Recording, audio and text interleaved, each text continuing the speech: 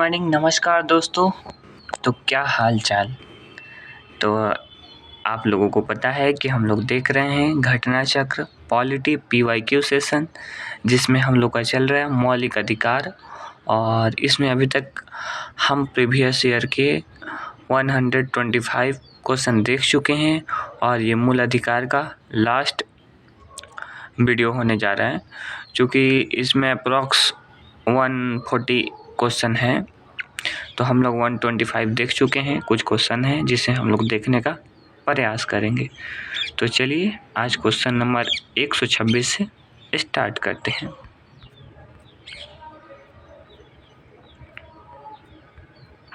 और पीछे का यदि नहीं देखे हैं तो बिल्कुल देख सकते हैं, प्लेलिस्ट बना हुआ है, आप विजिट कीजिए।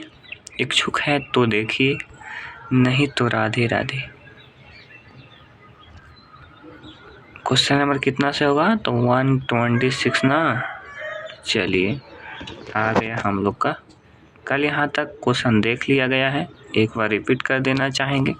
निम्नलिखित में से कौन सा मूल अधिकार भारतीय संविधान में नागरिकों को नहीं दिया गया है?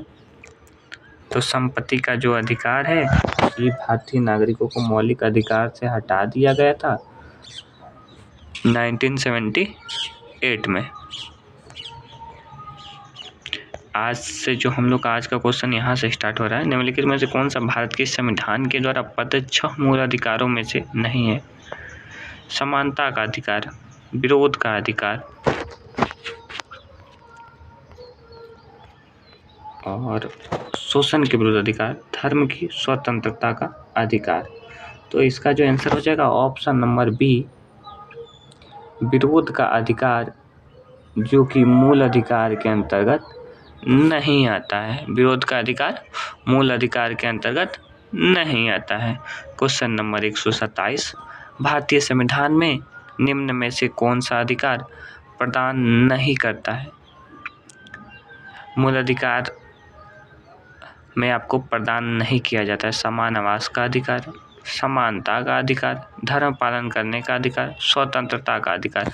तो समान आवास का अधिकार है, ये जो है ये मूल अधिकार में नहीं दिया जाता है, क्योंकि हमारी सरकार के पास उतना बजट होगा तभी तो सबको समान आवास कराने का अधिकार दे सकता है, और ये मूल अधिकार हो जाएगा। और मूल अधिकार हो जाएगा तो इसके लिए हम लोग सर्वोच्च न्यायालय जा सकते हैं, तो ऐसे परेशानी बढ़ सकती है, इसीलिए ये मूल अधिकार में नहीं रखा गया है। भारतीय संविधान द्वारा समानता का अधिकार आर्टिकल 14 से 18 है। समानता का अधिकार आर्टिकल 14 से 18, धर्म की 25 से 28, धर्म की स्वतंत्रता 25 से 28 और स्वतंत्रता का अधिकार 19 से 22 तक है। स्वतंत्रता का अधिकार 19 से 22 तक है, परंतु समान आवास का अधिकार का उल्लेख नहीं किया गया है। ठीक है। क्वेश्चन नंबर 128, निम्नलिखित में से कौन सा मूल अधिकार भारतीय संविधान में नागरिकों को नहीं दिया गया है? देश के किसी भूभाग में बसने का अधिकार, ये दिया गया है आर्टिकल 19 के 1 के समक्लॉज 4 में। लिंग की समानता का अधिकार, सूचना का अधिकार, शोषण के विरुद्ध अधिकार। तो जो है सूचना का अधिकार ये नागरिकों को नहीं दिया गया है। बाकी इसका एनालिसिस देखते हैं। सूचना का अधिकार मूल अधिकार के रूप में भारतीय संविधान में नागरिकों को प्रत्यक्ष नहीं दिया गया है, यह एक विधिक अधिकार है। सूचना का अधिकार याद रखना है कि मौलिक अधिकार नहीं है, यह एक विधिक अधिकार है। कैसा अधिकार है? विधिक अधिकार है, जिसे सूचना के अधिकार अधिनियम 2005 के तहत नागरिकों को प्रदान किया गया था। किस अधिनियम के तहत प्रदान किया गया था? तो सूचना के अधिकार अधिनियम 2005 के तहत भारतीय नागरिकों को प्रदान किया गया था। सर्वोच्च न्यायालय ने अपने निर्णयों में से वाक्य एवं अभिव्यक्ति की स्वतंत्रता का अधिकार आर्टिकल 19 के 1 के क में सम्मिलित माना है, अतः इसे मूल अधिकार माना जाता है। इसका संविधान में लिखित रूप से उल्लेख नहीं है। अच्छा, इसे मान लिया गया है और इसका संविधान में कोई उल्लेख नहीं है। इस प्रकार कथन जो सी है बिल्कुल सही होगा। प्रश्न में जो दिया गया है तीनों अधिकार भारतीय संविधान के मूल अधिकारों में शामिल है। क्वेश्चन नंबर 129, निम्नलिखित वक्तव्यों पर ध्यान दीजिए। किसी को राष्ट्रगीत गाने के लिए बाध्य नहीं किया जा सकता है क्योंकि इसके वाक्य स्वतंत्रता और अभिव्यक्ति की अधिकार का उल्लंघन होगा। यदि कोई व्यक्ति है और राष्ट्रगीत नहीं गाना चाहता है तो उसे आप इसके लिए बाध्य नहीं कर सकते हैं। तो उसे कौन सा ऐसा अधिकार हमारा संविधान दिया है कि उसे आप नहीं बोल सकते हैं, नहीं बाध्य कर सकते हैं? तो वही पूछ रहा है क्वेश्चन में। ऑप्शन नंबर 2, इसे अंतःकरण की और धर्म की अबाध रूप से आचरण और प्रचार करने की स्वतंत्रता का उल्लंघन होगा। राष्ट्रगीत गाने के लिए किसी को बाध्य करने वाला कोई विधिक उपबंध नहीं है। तो इसका जो सही आंसर हो जाएगा 1, 2, 3 तीनों सही हो जाएगा। ऑप्शन नंबर सी।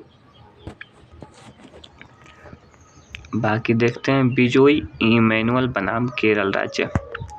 ये 1986 की घटना है, वाद है। उस समय एक हाई कोर्ट में केस गया बिजोई इमैनुअल बनाम केरल राज्य, और इसमें जो केरल हाई कोर्ट है उन्होंने ये वाद बढ़ते बढ़ते सर्वोच्च न्यायालय में गया और सर्वोच्च न्यायालय ने निर्णय दिया कि किसी को भी राष्ट्रगीत गाने के लिए बाध्य नहीं किया जा सकता है यदि उसका धार्मिक विश्वास ऐसा करने की अनुमति नहीं देता है तो राष्ट्रगीत गाने के लिए बाध्य नहीं होगा।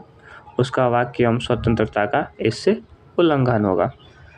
न्यायालय ने निर्णय दिया कि ऐसा कानून नहीं है जिसके अधीन उन्हें राष्ट्रगीत गाने के लिए बाध्य किया जा सके। तो बिल्कुल सिंपल सी क्वेश्चन है, और ये वाद है, कब की है ये वाद? ये केस 1986 की है, इमैनुअल बनाम केरल राज्य। क्वेश्चन नंबर 130, उन मौलिक अधिकारों का चयन करें जो भारतीय नागरिकों को प्राप्त हैं परंतु गैर नागरिकों को नहीं। तो हम लोगों को पता है कि भारतीय नागरिकों को कुछ स्पेशल आर्टिकल है जो कि सिर्फ और सिर्फ भारतीय लोगों को प्राप्त है। आर्टिकल 15, 16, 19, 29, 30। बाकी इसका आंसर जो है ऑप्शन नंबर 1 हो जाएगा, 1 और 3। तो 1 की भाषण अभिव्यक्ति की स्वतंत्रता, ये आर्टिकल 19 में आ जाएगा, और 3 अल्पसंख्यकों का अधिकार आर्टिकल 29 में आ जाएगा। जैसा कि हम बताएं, कानून के समक्ष समानता ये तो सभी के लिए आएगा, ये आर्टिकल 14 से 18 में आएगा, 14 में। और जीवन एवं स्वतंत्रता 21 का है, तो ये तो सभी को मिलेगा ना। तो 1 और 3 जो कि बिल्कुल सही है, और ये BPSC 60 से लेकर 62 वाला में आया हुआ है।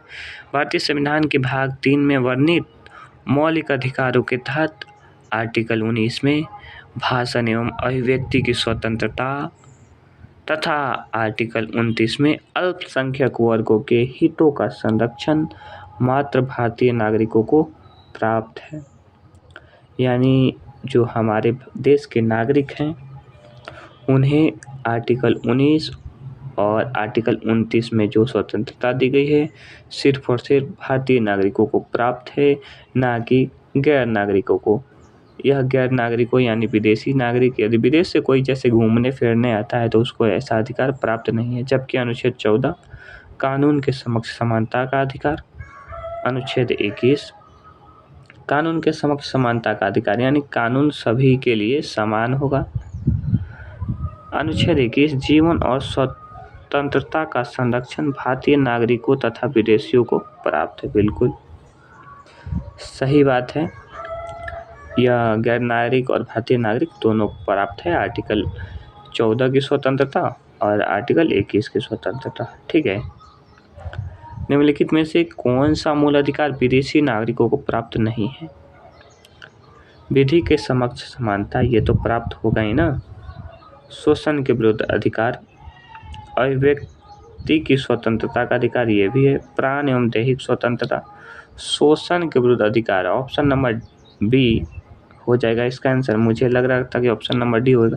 अभिव्यक्ति एवं स्वतंत्रता का अधिकार जो है ये सिर्फ और सिर्फ भारतीय नागरिकों को प्राप्त है, ना कि विदेशी नागरिकों को। तो इससे बिल्कुल फिक्स होता है कि यदि कोई विदेश जाता है तो उसका आप शोषण नहीं कर सकते हैं। देखिए आर्टिकल 14 विधि के समक्ष समानता, अपराधों के लिए दोष स्थिति के संबंध में संरक्षण आर्टिकल 20, प्राण एवं दैहिक स्वतंत्रता ये आर्टिकल 21 में है। जैसा कि हम लोगों को पता है ये सभी को प्राप्त है।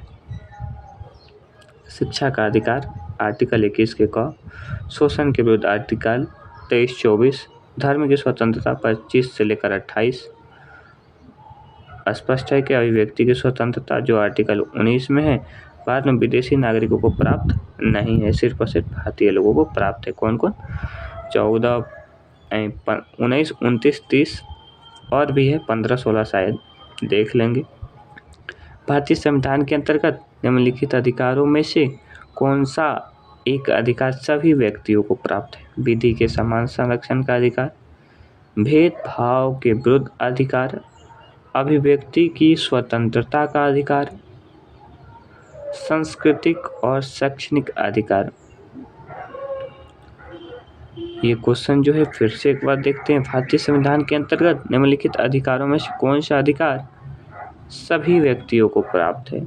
तो विधि के समान संरक्षण और अधिकार ये जो है सभी के लिए प्राप्त है। निम्नलिखित अधिकारों में से कौन से अधिकार भारत के में सभी व्यक्तियों को उपलब्ध नहीं है? विधि के समक्ष समानता ये तो सभी को, भेदभाव के विरुद्ध अधिकार, देश भर में स्वतंत्र भ्रमण की स्वतंत्रता, चुनाव लड़ने का अधिकार।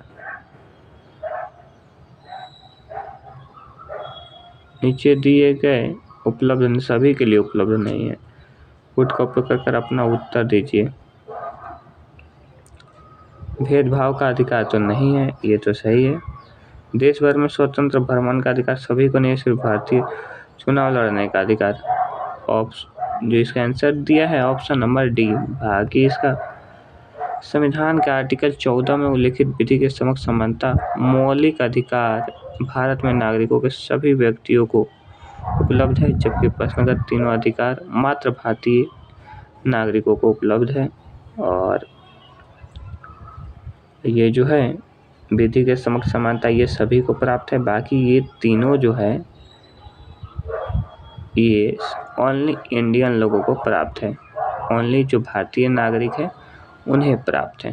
बाकी विधि के समक्ष समानता जो आर्टिकल 14 में दिया गया है सभी नागरिकों को प्राप्त है जो कि भारत में रह रहे हैं या आए हुए हैं घूमने, जो भी हो। भारतीय संविधान द्वारा प्रदत्त निम्न में से कौन सा अधिकार गैर नागरिकों को उपलब्ध है? अभिव्यक्ति की स्वतंत्रता, देश के किसी विभाग में घूमने एवं बसने का अधिकार, संपत्ति अर्जित करने का अधिकार, संवैधानिक निराकरण का अधिकार। तो इसका जो आंसर हो जाएगा ऑप्शन नंबर डी, संवैधानिक निराकरण का अधिकार ये गैर नागरिकों को प्राप्त है।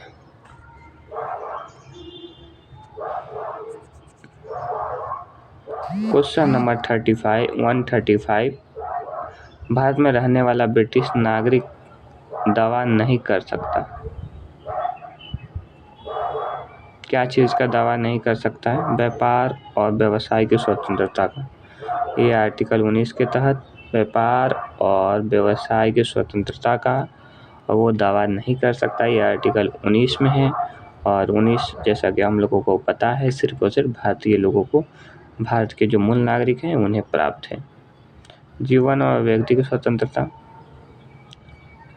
इसमें भी है। विधि के समक्ष समानता सभी के लिए, धर्म की स्वतंत्रता सभी के लिए, यानी ऑप्शन नंबर ए जो कि बिल्कुल सही हो जाएगा। धार्मिक संप्रदायों को यदि राष्ट्रीय स्तर पर वर्ग का दर्जा दिया जाता है तो, और एक बार डाटा ऑफ करते हैं, नोटिफिकेशन आते रहता है ना, शैक्षणिक संस्थानों का स्थापना और संचालन करना। भारत के राष्ट्रपति सत्यमेव इस संप्रदाय समुदाय के प्रतिनिधि लोकसभा के मनोनीत कर देता है। यह संप्रदाय समुदाय प्रधानमंत्री के 15 पॉइंट कार्यक्रम का लाभ प्राप्त करता है। तो इसका जो आंसर हो जाएगा ऑप्शन नंबर सी 1 और 3।